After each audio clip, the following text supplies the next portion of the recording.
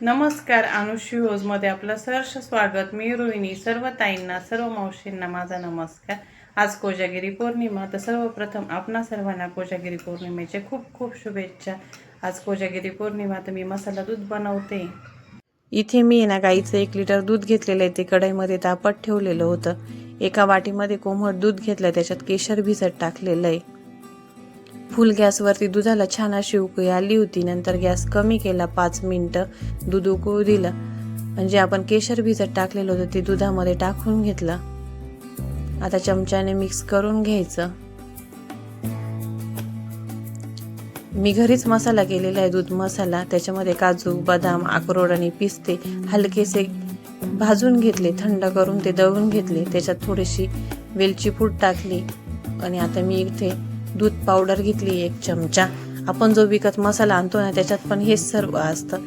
आता मी जे आपण दूध उकळत ठेवलेलं होतं त्याच्यामध्ये 3 चमचे मसाला टाकून घेतला। मसाला दुधामध्ये मिक्स करून घ्यायचा। दुधाला उकळी फक्त फुल गॅसवरती काढायची, नंतर दूध कमी गॅसवरतीच उकळू द्यायचं। इथे मी अर्धी वाटी साखर घेतली। अर्धी वाटी साखर म्हणजे ना साधारण 150 ग्रॅम साखर असेल। आता दुधामध्ये साखर टाकून साखर मिक्स करून घ्यायची चमच्याने। दूध अधूनमधून चमच्याने हलवतच राहायचं।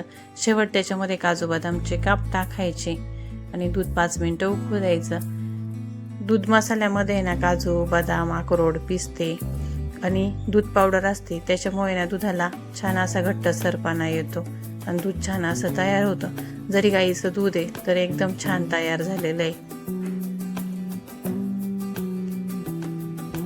आता आपलं गरमागरम मसाला दूध तयार आहे।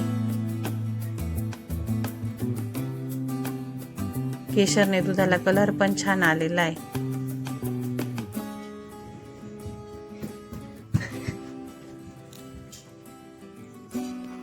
खूप छान असं मसाला दूध तयार आहे।